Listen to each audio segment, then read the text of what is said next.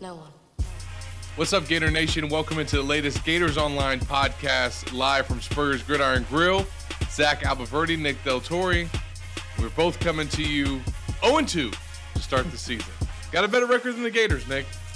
Yeah, so some of the people on our website were like, no, you and Zach need to continue picking against the Gators. They think that we're the jinx, which, hey, we have not proven them wrong yet. I mean, if that's the case, then we're going with the Bulls this Saturday, Nick. I think horns down. I'm not going with the Bulls. Let you make your own pick, though. Well, we will speak respectfully of this matchup because we don't want to catch a fade from Billy. Billy was a barber yesterday. He was giving fades out left and right at the press conference. We'll get into how game week is played out so far for USF. We will talk about all the injury news and updates that we learned after Wednesday night's practice. We will preview the game. Won't have a guest today. We'll do a couple different segments. But first, we got to rehash, obviously, what happened in the Swamp last Saturday night. The Gators lose their SEC opener to Kentucky 26-16, a game in which they led, and then it was a tie, and then it was a pick six, and then it was some failed fourth downs, and the Wildcats come into the Swamp once again, second time in the last 5 years, and for the third time in the last 5 years, and beat the Gators, and it's crazy that that's now becoming something that Florida fans are having to get used to. But Kentucky and Mark Stoops, shout out to them. They came in with a great defensive game plan and made it enough plays on offense, although Florida's defense played really well, I thought, Saturday. Yeah, Florida's defense played well enough to win, that's for sure. Yeah. If you look at the game and you wouldn't look at the defense and say, well, that's, anytime you give up more points, you can look at the defense and say, well, they should have given up less. But I think Florida's defense played well. If you look at the snaps, Gervon Dexter wasn't playing 90 snaps again. Yeah, just 45. So you were able to find some other pieces, and you're building some depth on defense. You're going to lose a big piece there this week, but it wasn't the defense's fault. I think even the player that fans like to yell at the most, Trey Dean. I thought Trey Dean had a good game as well. One of the players of the week from the staff. Yeah, it's funny how the fans want to bench him, and the coaching staff says he's the player of the week. Yeah, yeah. Funny how those things work out, but it's to me it was just the offensive game plan, and I don't know if that was the game plan that we saw, or if it's because of Anthony Richardson losing confidence in himself and Billy losing confidence in Anthony. But that east to west passing game, Kentucky was letting it happen because they were just shutting it down, and it's all right, well, we're completing these passes, for 1 yard. I do want to give a shout out another defensive player of the week who didn't get named by the staff that I thought should have, Brent Cox Jr. I thought he had one of his best games as a Gator. He got some talk from fans about his effort in the first week, and then there was the video of him walking off the field after the game-winning pick. I think he heard some of those messages loud and clear because he came to play on Saturday. A lot to like about what you saw on the defensive side, a lot to not like about what you saw on the offensive side. I think at the end of the day, it does start and end with Anthony, although Billy and other players have been quick to point out there's been other guys, especially going back and watching that tape, that they can then point to on that side of the ball where they made mistakes and didn't do enough. It wasn't just Anthony's fault, but obviously he gets put under their microscope. He gets noticed the most because he plays the quarterback position. But I think more than anything, just the contrast in the week 1 performance and the week 2 performance, and it's been hashed out a lot now at this point in the week. I know I listened to your take on Stadium and Gale. I wrote about it on Gators Online. But I just think now, especially having a few days to digest it, I think it was a combination of things that produced that performance from Anthony. And I think that if he was playing USF last week, I don't think that he plays that way. And I don't know how many performances like that he's going to have in him. He's going to have more bad games, obviously, and he'll turn the ball over again. But just the lack of confidence in how things seemed to snowball throughout that game, and his inability to just kind of move on to the next series, move on to the next play. I think all the hoopla and hype that he got from his week 1 performance and being the SEC Offensive Player of the Week and being the Davey O'Brien Quarterback of the Week and having Tim Tebow come and do this video with him for SEC Network, and he gives the Heisman Trophy winner a tour of the new facility. It was a lot.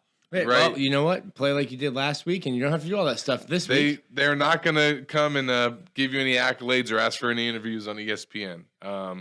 And I think that this was always, at some point, Anthony was going to have to go through some growing pains, right?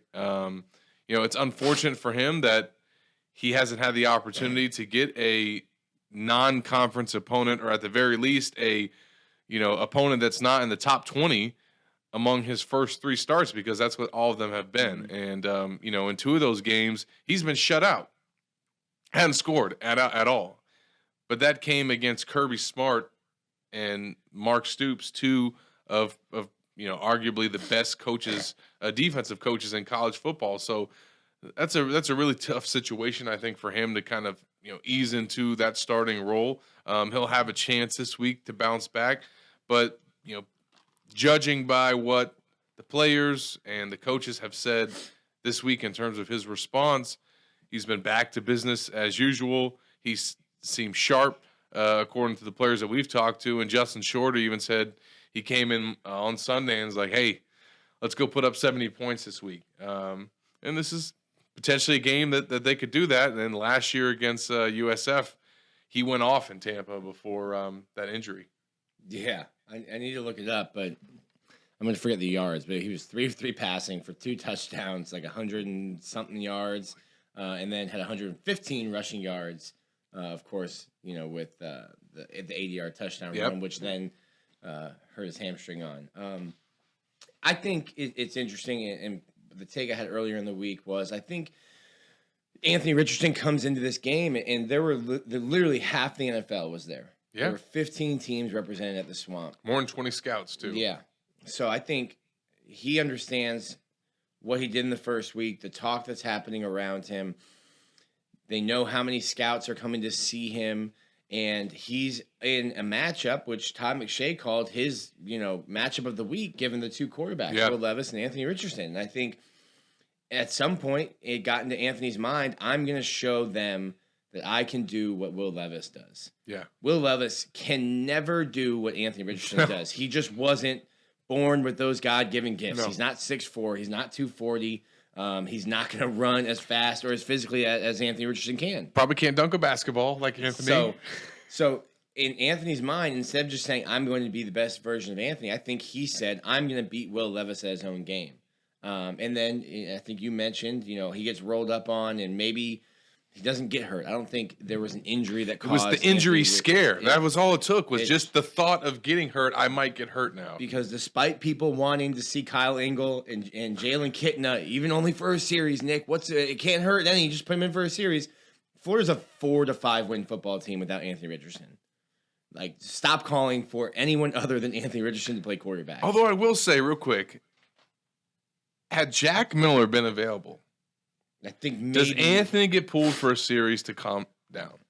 Maybe, but at that point, where he was at his headspace, does that calm him down, or does it make it worse? Yeah. Or do you then just become a deer in the headlights and go, "Oh my God, not only am I playing bad, but now I'm not even the quarterback anymore"? Just got pulled. So I think he was trying to beat Will Levis at his own game, throwing the football. Todd McShay's literally following him around the field. Literally walking, just like literally following him around, like he had like Anthony on a leash. I was like, "Oh, where are we going?" We're following him around. Anthony's walking off the field after a misfire or an incompletion, and the first guy he sees, Todd McShay. Yeah. So I think there's that. I think then we talk about it in baseball. You need to have a closer's mentality, and if a closer comes into a game and his team's up 2-0 and he gives up a home run, cool, we're still winning.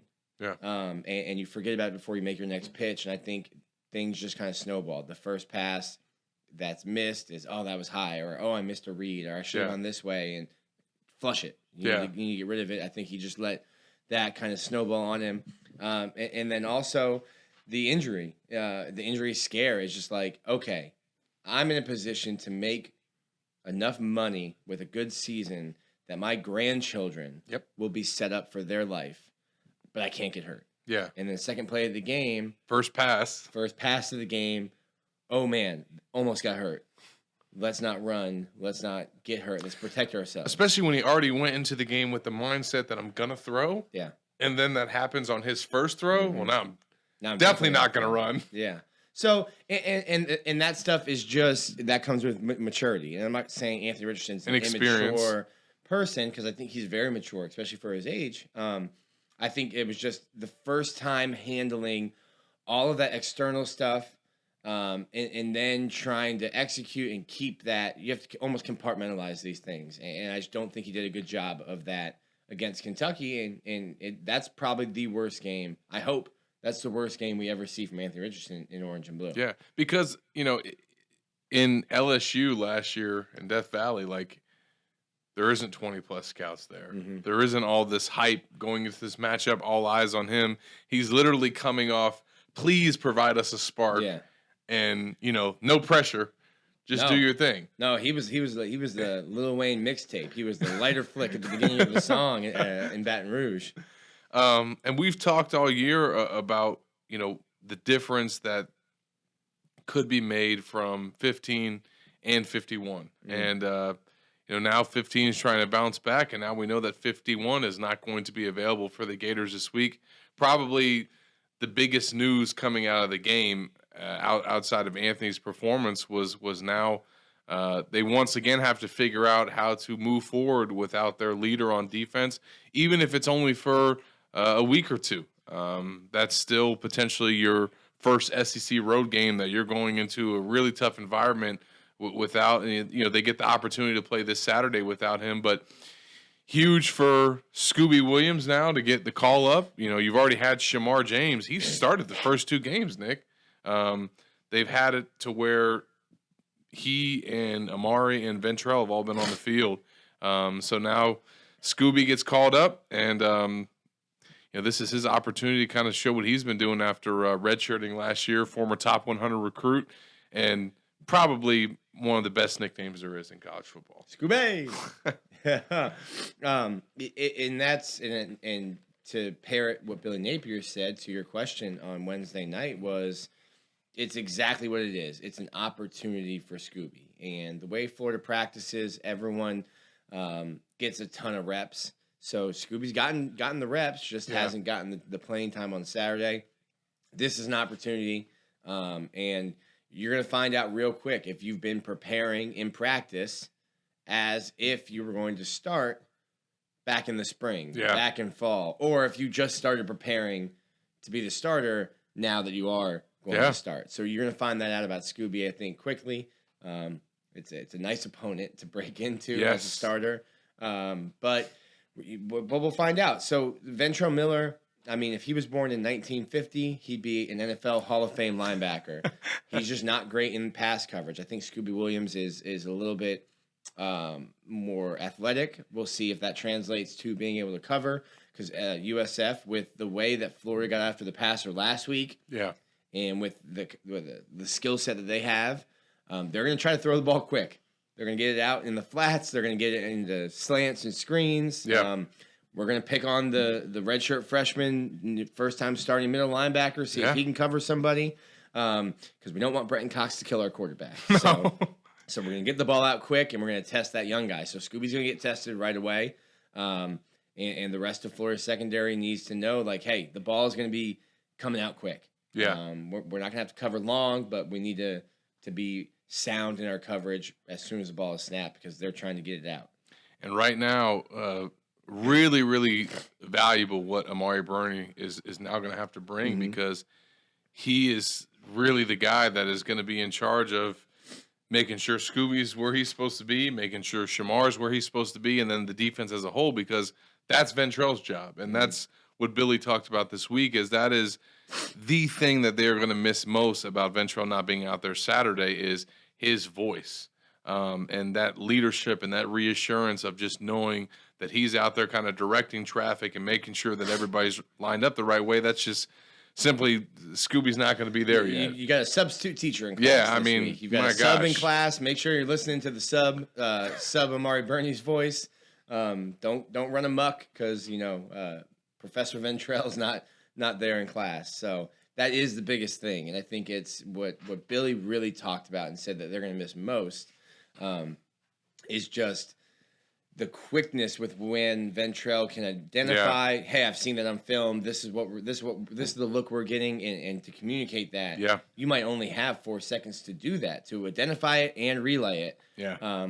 So that's going to be on Amari Burney because that's probably too much to ask for Ventrell and Shamar to do. Shamar playing in his 3rd game.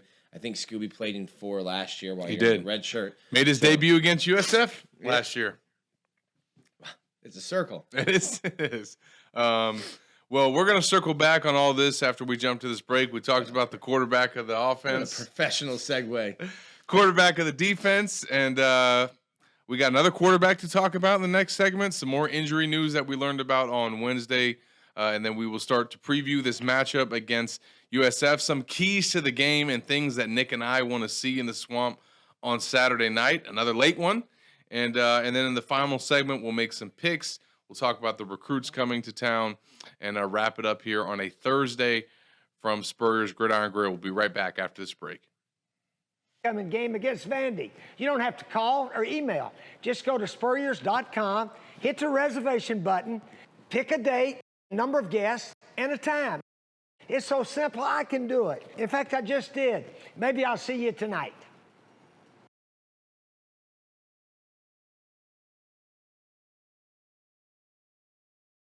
Welcome back into the Gators Online Podcast. Zach and Nick coming to you live from Spurrier's Gridiron Grill.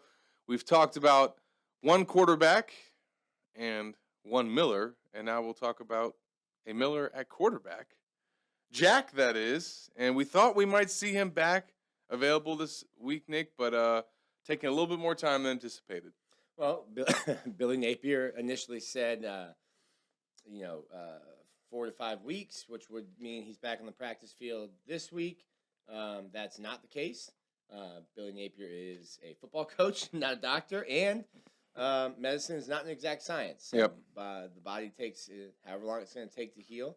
The avulsion fracture is they call it skier's thumb. It's technically a ligament, not really a fracture. It's a ligament that holds the bones together. So it's going to affect how you can grip things. And if you're a quarterback who needs to grip a football to throw it, it's probably going to be a little harder for you to come back than, let's say, if you were a middle linebacker with an avulsion fracture. And, Ventrell Miller would just say, put a club on it.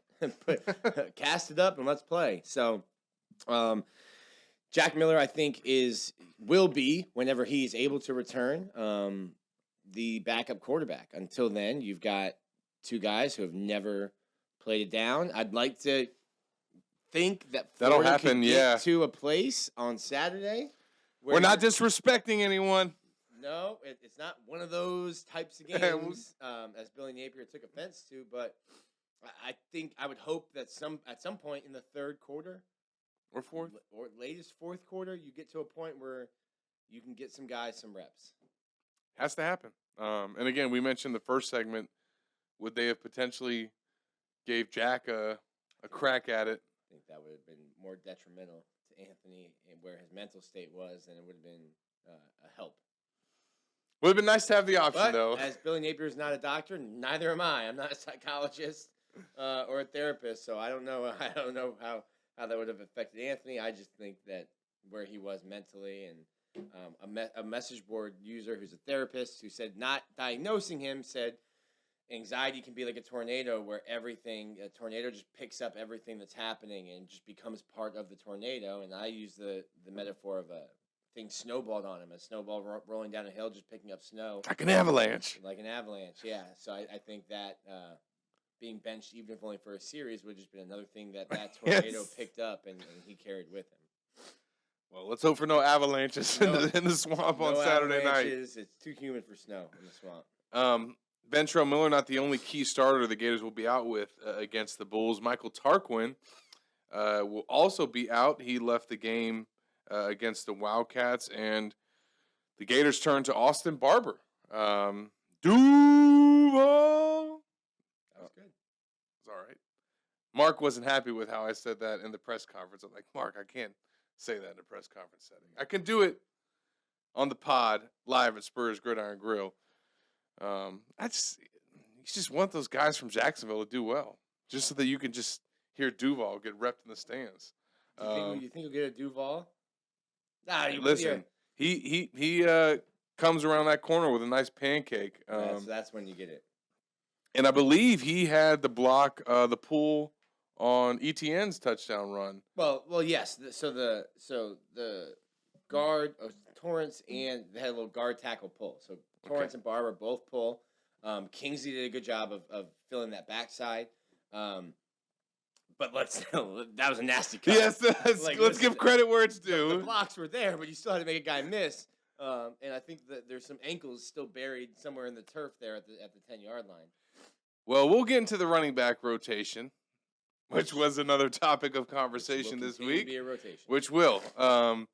But now rotating, or starting, should we say, at right tackle is Austin Barber. And, he's a guy, Nick, that we had been hearing things about all the way back in the spring. Mm-hmm. Was like, fans want to know, hey, along the offensive line, who are some young guys that, are stepping into that next tier? And he was one of those guys kind of from early on that we kept hearing things about that carried over into training camp. And I believe there was a few days or a time, Nick, where Tarquin was out in camp and Barber was getting the first team reps. And I believe he was also getting the first team reps when Garage was out. Yeah, he's played both left and right tackle. So they're clearly counting on him, and they have been for a while. And I thought that he played really well. And this is a big opportunity for him. Get a start against USF.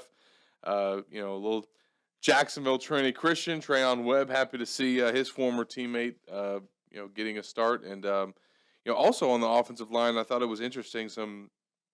I think maybe, potentially shuffling around that's taking place. With Josh Braun going to left tackle. Yeah, Josh. He's listed as the left tackle. So Braun has played everything. 4 of the 5 positions. I haven't seen him snap. He might have. I haven't seen him snap, but he's kind of the Swiss Army knife right now. And I've told people all along, they're like, why isn't he playing? Why isn't he playing? I'm like, well, he plays guard. Yeah. And you've got Ethan White, who's playing really well, and Osiris Torrance, who in almost 60 games, or in over 60 games now in his college career, has never given up a sack. So, where do you want to put him? And I think if you're looking to get your best 8, 9, 10 offensive linemen, Josh Braun's in that group. So I think you're seeing with the depth chart, and sometimes the depth chart isn't worth what the paper is printed on, but I think what you're seeing on the depth chart is, okay, we need to get Josh Braun involved and get him some snaps. We've had a guy go down. Can we get him at tackle? And I think with the depth chart released on Wednesday, you see him as Garage's backup at left tackle. And I think you could see him get snaps at tackle and guard this week against USF. And I also want to give a shout out to Jalen Farmer. I think Garage had mentioned him at SEC Media Days as one of the freshmen. That's a big dude. Yeah, that he thought that might see the field or make an early impact. And sure enough, there he is right now as the backup right guard to Osiris Torrance. What's he listed at? 6'4.5", 334 pounds. Big boy. True freshman. Big boy. That's when mom's happy to get you out of the house and get you on a meal plan at Florida. Yeah. She'll be like, woo, boy. I can start cooking some normal dinners. I'm telling you. And then another guy, Richie Leonard, man, he had to step in for Ethan White, who's good to go this week, but he also stepped in on Saturday and did well. So the Gators, they got a lot of rotational players there at offensive line. The depth is there. You would expect them once again in this game to lean on that offensive line to establish the run. We'll see if Anthony is a little bit sharper in the passing game. We'll kind of get into some of that, what we expect to see from him in the last segment. We'll take some of y'all's questions that we proposed there on the Gators Online message board. But I think that obviously that's their bread and butter, Nick, is their running backs. That's the strength of their offense. And, the first 2 games, the newcomers at that position, Trevor Etienne and Montrell Johnson, have really kind of stole the show. They've been the most productive, and but they also haven't been started. You got Naquan Wright that's been getting the start. Those carries have been pretty much split evenly between the 3 of them, give or take. But they are averaging almost twice as much as Naquan is averaging through the first 2 games. And Napier was asked on the teleconference this week if those two guys are vying for more carries, or, in other words, are you going to give less to Naquan? And It was asking. Yeah. It was asking. The crux of the question is, will you stop giving the ball to Naquan because he's not as good as the other two? But that's not how it was phrased. It was phrased well by. But that's what fans are beating on the table for, and Billy made it very clear, and I could have been the first to tell you guys as well that there is going to be a healthy rotation there. Now that might change in terms of whoever starts the game. It might change in terms of who finishes the game and who's in there when the game is on the line. And I think that you've seen at different points in the first two games that they've counted on all three of those guys. You're giving me Dan Mullen flashbacks, because that was a big Dan Mullen thing. It's not about he's like, I don't care who starts the game, I care who finishes the game. Well, and I do think, at least to lead off the season, Naquan getting that nod, I don't think there's seniority from this staff, right? I don't think that they play that game. Well, but Lorenzo Lingard, older player, hasn't yet to touch the ball. There we go. You see obviously Shamar James coming in and getting starts, and a lot of other freshmen that are getting playing time. However, if there was seniority given to any player, and this guy's not even a senior, but it probably would be Naquan Wright, because that's how respected he is in that building and by this staff. And you heard Billy say on the teleconference, hey, he's the leader of that room. Mm-hmm. And that's why he's starting as much as anything, or at least getting the respect of trotting out there for that first series. And maybe that's all it is. Well, look at the reps, and I'm just trying to recall this from something I wrote earlier in the week, but I think Montrell has 19, Anthony's 18, Naquan has 18, so it's 19, 18. And then 14. Anthony has 17, and then Trevor has 14. And then Trevor has 14. So it's not like, man, they're handing the ball off to Naquan 30 times a game, and he's averaging 1.3 per carry. And then Trevor's getting the ball twice a game, and he's got 120 yards in those two runs. It's like all four guys, as I said, all four guys before the year, I was like, you're going to have a healthy rotation. Anthony Richardson might lead the team in rushing attempts. Yeah. But I think he actually should lead the team in rushing attempts. But getting to that. But it's not like they're forcing Naquan. It's, hey, everyone is getting an equal opportunity to touch the ball, with the freshmen barely getting a less of an opportunity than the others. And there are obviously going to be things, just as a more veteran player and an upperclassman, that he's able to handle in terms of assignments that Trevor is just not ready for. Yeah. Montrell probably a little bit further along, but still a sophomore. So that's something that you guys are going to continue to see. So they're going to rotate and roll those guys through. Billy even said that, hey, we're going to get Lorenzo Lingard involved as well. So that's I think where that stands. And I think that's going to continue to be their bread and butter and kind of what is the feature of their offense. Now, moving over to the defensive line, I think that has been, an encouraging thing to see some of those guys emerge there. We mentioned the rotational players on the offensive line. There's been, about three specifically that have really stepped up on the defensive line for Florida. I think Des Watson, shout out to him. We mentioned him last week. Once again, we saw him play a lot of snaps against Kentucky. He was even in there on some pass rushing downs, and he's allowed them to have some flexibility there.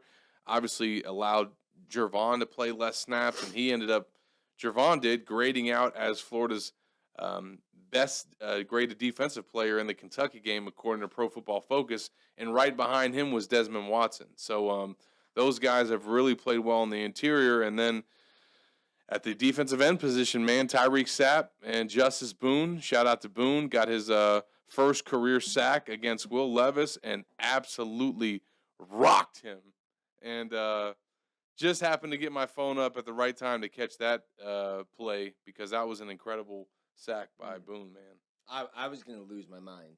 I was going to lose my mind. I was losing my mind in the press box. I was like, where can't, just put flags. If that was going to be targeting or roughing the passer, just put flags on the quarterback and have defensive linemen pull the flag. Yeah. Because if that play, as textbook of a tackle as that was, if that was targeting or if that was roughing the passer, than just put flags on the quarterback. Well, and he mentioned, that when they waved it off, he felt just as good. Hey, he got the feeling of the sack twice. He got the initial feeling of the sack, and then he thought, oh my gosh, they're going to kick me out of this game. They're going to run me up out of here. And then he gets the, hey, you're still in the game, and it is a sack. It's nothing else. But I get protecting quarterbacks, but he didn't launch. He didn't lead with his helmet. He looked directly into Will Levis's chest and put his face mask into it, wrapped him up. Doesn't drive him into the ground, but it's like, hey, I don't know what I'm supposed to do. Just shove him and hope he falls down. So that was a textbook tackle. And when I saw the yellow flag, I was ready to go. I was ready to lose my mind. Yeah, and obviously he's a guy that we had heard some things from in camp, and we saw him getting a lot more reps, and now that's starting to show up. So I think those guys are going to get a lot more opportunities in this matchup to see the field in these type of games. Just having fun. What do you mean, Zach? What do you mean? No, I do want to get in that. A few times this week, the USF game has been mentioned as a along those lines, and Billy has taken offense to that a couple times. Most notably on Wednesday night, but a couple other times it's been mentioned in some other interviews that he's done. Even the players have kind of echoed their coach's comments and making sure that they're showing the Bulls respect. And hey, they gave them a game for about a half last year in Tampa. Mm-hmm. Totally different teams now, but I think those are some things that we're obviously looking for going into this matchup. Where Anthony is going to be at, how the Gators play with Ventrell Miller, what that running back rotation looks like, and how productive it can be in this matchup. And then on the defensive side, where the Gators are at in the front seven, without their leader. Now, in the secondary, the Gators gave up some plays, obviously, last week to Will Levis. One guy that is listed as questionable. I don't expect to see him out there on Saturday, but another potential option for the Gators in the secondary is Jaden Hill, close to his return, Nick. Yeah, and this is kind of like an out of sight, out of mind kind of thing, and Florida hasn't really been exposed at cornerback necessarily. I mean, Kimber was right there on that touchdown that he gave up. Got boxed out. That's more of a Plus, he's playing with one arm or one hand. Yeah, a lot harder to catch a ball that way. But Jaden Hill was going to be the starter next to Kyer Elam. Jaden Hill was going to start over Jason Marshall last year. So I think we almost, because he's been gone for so long, kind of forget the kind of player that Jaden Hill can be and the potential that he has. So just seeing him, because he was in a non-contact jersey all of spring, and then didn't wear shoulder pads once in the fall. And I thought, okay, he must have had a setback with his knee, and he's not going to be able to play at all this year. So just to see him go from out to questionable, I think is a great sign for Florida. And listen, I think Avery Helms played fine. I think Jason Marshall's playing well. I get everyone wants to see more of Devin Moore. I want to see more as well. But getting Jaden Hill back, it only helps your secondary. It only helps your team. So, like you said, I would be shocked to see him in uniform on Saturday. But just the upgraded designation from out to questionable, I think, bodes well for Florida as they continue the season. And just shout out to Jaden for continuing to keep fighting. Stick with it. Yeah, it's tough to see any player deal with an injury history like that, but be a cool moment to see him get back on the field after all the time that he's taken to rehab. So we're going to jump to this final break. When we come back on the other side, Nick and I will give you our keys to the game. We'll answer some questions from the Gators Online message board, and then we will give our picks for Saturday, not only for this matchup, but some other games around the SEC involving some of the teams in the league. We'll be right back after this break. Football is back. There isn't a better way to enjoy watching your favorite team than by playing daily fantasy sports with our friends at Prize Picks. Prize Picks is the simplest form of real money daily fantasy sports and pits you against the numbers. Whether you're a fantasy sports nut or a casual fan looking to add some excitement to the games, Prize Picks is the perfect game for you. It's the best way to have action on the game in states like Alabama, Florida, Texas, Georgia, Kentucky, and over 70% of the United States. Prize Picks is currently operational in over 30 states and Canada. You simply select 2 to 5 players and predict if they will go more or less than their Prize Picks projection. You can win up to 10 times your money on any entry.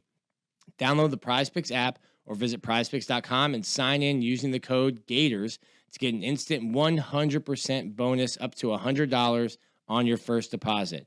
So if you deposit $100, Prize Picks will give you $100 back. If you deposit $50, Prize Picks will give you $50. That's free money. Don't forget that Prize Picks app or prizepicks.com and the code GATORS to claim your bonus today and take your viewing of your team to the next level this season. Welcome back into the Gators Online Podcast. Wrapping up here from Spurrier's Gridiron Grill, and now it is time to give you our keys to the game and give our picks for the week as the Gators head into another non-conference matchup, this time against an in-state foe in USF and a familiar opponent for Billy Napier and Jeff Scott, the head coach at USF. This is their first time meeting, obviously, as head coaches, but they go back 3 years together at Clemson, and then, you know, his dad, Brad Scott, former head coach at South Carolina, assistant under Bobby Bowden at FSU, and then at Clemson, he actually served as a mentor to Billy Napier when they were at Clemson together. I think it's a total of 7 years. Mm-hmm. So some familiarity and history there. You know, I think in a matchup like this, Nick, I'm always intrigued about when you have two coaches on opposing sidelines that know each other so well, and they know their tendencies, they know, you know, what they like to call in certain situations and can game plan for that.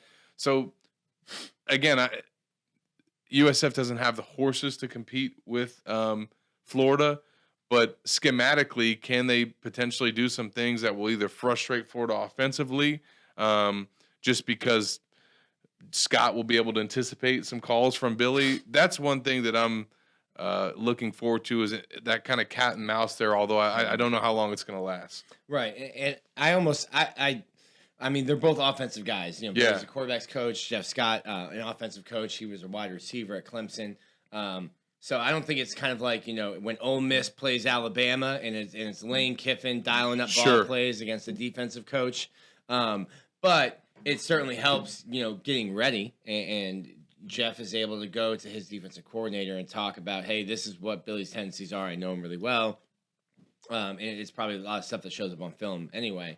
But to me, that's something that's interesting. It's not as interesting as, you know, the Ole Miss Alabama matchup, but I think it does help just in game planning. You know, probably as much as Mahmoud was able to help, you know, Utah say, hey, listen, these are the guys that they have. This is how we should attack Florida. And you probably saw a bunch of Brant Keithy based on what Mahmoud was able to tell Utah as they got prepared for that game. But as we get into our keys to the game, mine is just simple. And it's Sandra Bullock from the blind side. It's run the dang ball. Yeah. USF is the 127th ranked running defense in the country. Through 2 games, they've given up almost 500 yards on the ground. Gosh. Don't overcomplicate it. Don't try to put lipstick on a pig. Don't try to do something else. They can't stop the run.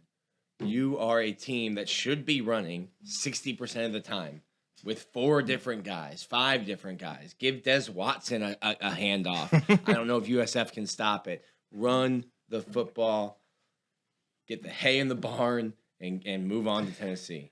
And if you're able to do that and establish that, that makes life easy for Anthony Richardson. And, you know, he's obviously going to have his number called, and there'll be moments in the game where he has to deliver in the passing game and make some plays. But if Florida can lean on their 3-headed monster and potentially even, you know, get Lingard some touches, that's going to allow them to have, you know, a comfortable lead, which is not something that they've been able to enjoy yet this season. There could be a potential to say, even though it's not one of these types of games, there could be a potential to say, listen, this could be a game where Anthony can get his confidence back throwing the ball. Because we should be able to match up our receivers against their secondary. But I say resist that temptation. Let him get his confidence back by running the football. And that's one of our questions that we got from Rocket Man Hal on the Gators Online message board. He asked us, what do we expect from AR on Saturday, and how do we feel about Napier's in-game adjustments and some things that we'll see not only against USF, but maybe what he did to try and combat his struggles against Kentucky. I didn't love the play calling last week. I thought it was uninspired, and that's where I got the question of clearly Anthony Richardson lost confidence in himself last week against Kentucky, and then I questioned just based on the play calling, did Napier lose confidence in Anthony because he could see that Anthony had lost confidence in himself, and does that change the play calling? Because that East-West passing game, Kentucky. This isn't your grandfather's Kentucky. They've got linebackers that can run east and west and get sideline to sideline, and that wasn't getting you anywhere. And I thought, motioning Dante Zanders or motioning Xavier, motioning guys out wide. I'm like, you're playing, 10 on 11. Like you would have been better off playing 10 on 11 because Naquan certainly didn't know what the play call was on the pick six. No, he did not. So I'm wondering, why are you doing that? I'm fine going empty and letting people know you're passing, but I don't think Naquan's a threat, out of the X. Yeah. Or Dante Zanders. I don't think he's a threat out of the X. So you're just telling somebody, the defense, to be like, hey, don't worry about this guy. Yeah. We're going to play you a man down. So I didn't love the play calling, but I wonder how much of that was Billy losing confidence in his quarterback who had lost confidence in himself. And then to your point about in this matchup, running the ball and leaning on that, I just was surprised that Florida didn't go more to that last week, especially with AR struggling. And I understand hearing from Billy and Anthony that, Kentucky just sold out and said we're going to take away the run, and that dictated a lot of what Florida called offensively. But you got to find some ways to generate, I think, more from your ground game or just ride that more, because 35 pass attempts from Anthony Richardson and 5 rushes. I understand he had 6 carries in the game. One of those was a sack. He only had 5 rushes. So 35 pass attempts and 5 rushing attempts is not a ratio for success when Anthony Richardson is your quarterback. So, schematically, adjustment wise, I'm obviously not here to suggest X's and O's to Billy Napier, but I'd be interested to see them, be able to do that more. And I don't think that that's going to be, present an issue so much in this game and in this matchup, but certainly once they get more into SEC play, I think that's something I would like to see them do, because you not only got to ride the run game more, but you got to ride Richardson in that. And let him do what his strengths are. And some of that, again, how much of that stemmed from the injury scare? How much of that stemmed from Kentucky's defensive game plan? We'll find out, I guess, moving forward. But that's something I think Anthony is going to have a much better game, a much cleaner game. I don't think he's going to have that look that he had coming to the sidelines where he just seemed to be completely mentally checked out once it got to a certain point in that game. I think he'll be much more engaged. Obviously, the result and the way that the game goes, I think, will probably help with that. But this will be a much-needed type of game for him and type of matchup for him that, as I mentioned earlier, he's yet to have in his starting experience to get a game like this. So, obviously, going over on the defensive side, we're looking for Florida to have another dominant performance. I think that they showed some really good things against Kentucky, but now they go into this matchup without Ventrell Miller for the whole week and for the whole game. And I think one of the questions that we got on the Gators Online message board is, one, what do we think Scooby's going to do in his new role? And 2, who's going to be the quote-unquote leader of the defense now that Ventrell is out? Because it's probably not going to be Scooby in that role. I would hope Amari Burney would then step into that. I think Trey Dean's a guy that's very vocal, but I would hope that it would be Amari Burney that steps into that. And We'll see. We'll see. Scooby, you're getting, you've played a little bit, but you're getting thrown into the deep end with your little arm floaties on, saying, "Hey, get back to the side, and don't drown." Yeah, I think that he's gonna play well. I think that Jervon Dexter is another guy that really, just from a vocal standpoint and just a presence in the huddle, he's gonna have to be a guy that I think provides some of that leadership without Ventrell out there. And but again, going back to this matchup, I think this is a perfect one for in the swamp. You got some guys playing next to you that have a lot of experience. I think Amari's going to be a big help for Scooby, kind of being able to lean on him in this game. But when he got in the second half against Kentucky, I know he didn't show up on the stat sheet as much as Shamar did, but I was impressed with what I saw from Scooby and just some of the physicality that he plays with. He knows how to come downhill. And I also think that he's a guy that could potentially be used, although I don't know if we'll see it in this matchup because I don't know if it'll be needed. But I think that he's somebody that could be incorporated into some of the creeper blitzes that Patrick Toney likes to run in his scheme just because of his athleticism that he provides at that position. So really intrigued about what he can do. I think also just that defensive line continuing to not only produce but have the snap counts go up for some of their rotational players, I think is going to be very key for this game, especially if Florida, as Nick mentioned, can get a lead in the second half and allow some of those guys to get some more playing time. So with that being said, we're going to get into some of our picks, and then I will wrap up the show mentioning some of the recruits that'll be in the swamp on Saturday night. But Nick, 0 for 2. Yeah. What are we going this week with the Gators and the Bulls? Upset City? No, it's horns down. I mean, that's what the fans want, Nick. They do. I will not be picking USF. Have to maintain some level of integrity in these picks. Sorry. It's horns down this week. This is Florida after coming down with an illness last week, went to the doctor. This week they're going to CVS. This is the prescription. This is the medicine that you need after being upset at home is a team like this. So for me, it's easy. You should be able to run the ball all day long. Florida, USF, I'm not going to predict a shutout. I think USF will find a way to score. At some their point. quarterback's talented. We'll find a way to score. But Florida should have no problem winning this football game. Florida should have no problem covering the spread, which I think is over 3 touchdowns.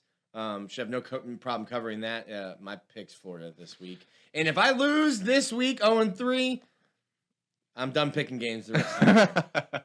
Done picking games. Yeah, obviously I'm going with the Gators, but I think that, seeing Anthony have a clean game, no turnovers, rebuild his confidence, run the offense, and Billy allow the ground game to kind of lead the way.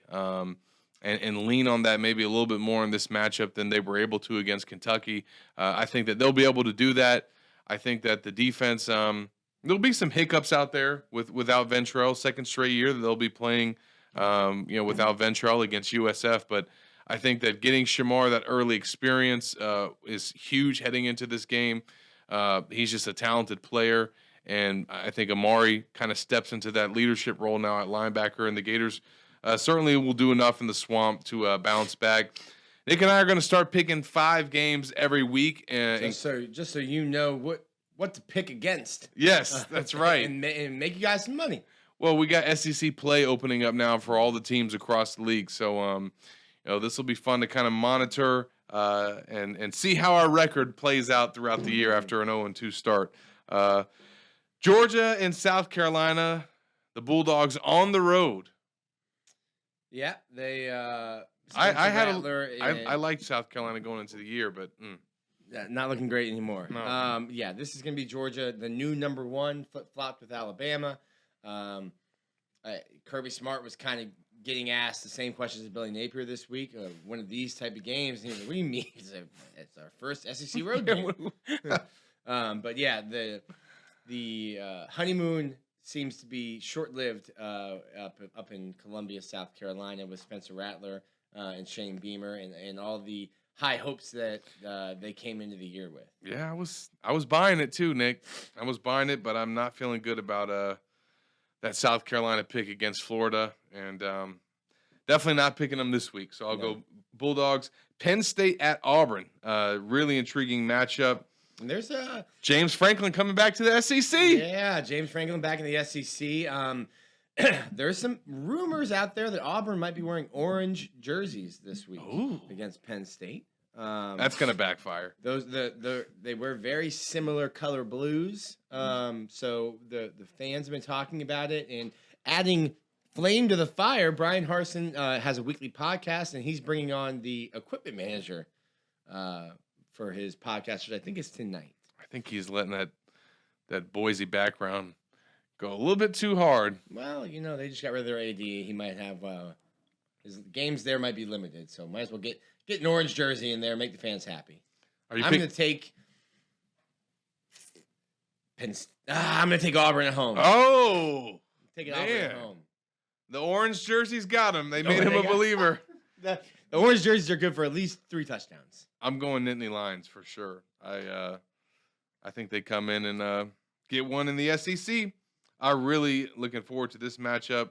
I love anytime I can see this guy coach and his quarterback play.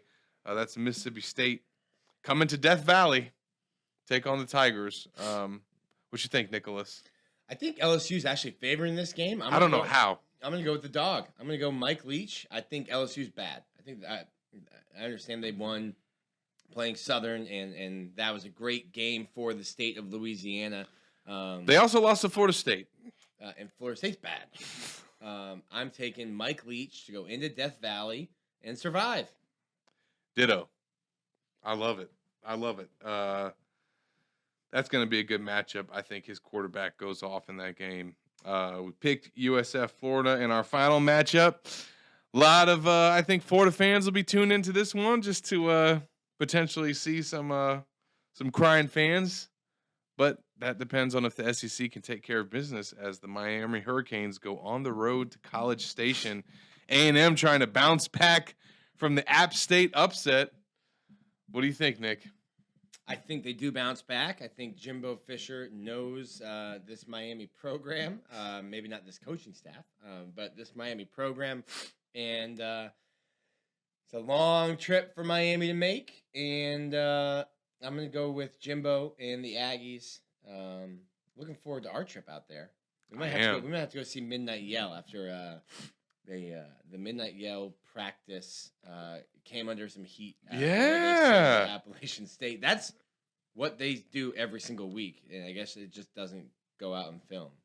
What are they going to say about the Gators? I don't know. Talking about the jorts? Yeah. Well, they're wearing overalls out there. Yeah, they don't have much room to talk. That's pot calling the kettle black. I'm so tempted to pick Miami, but do it, Zach. I can't.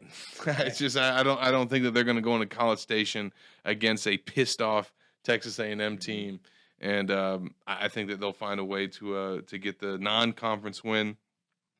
That's our picks for the week. Some differences there, so we'll figure out which one of us prevail, and obviously a big weekend in the Swamp once again, and the Gators are going to have some recruits in town. Make sure that you guys stay locked to Gators Online for all of Corey Bender's coverage, along with Donovan Kaiser. He'll be on site and seeing what those guys have to say about this matchup. Some names to watch for that will be making their way to the Swamp.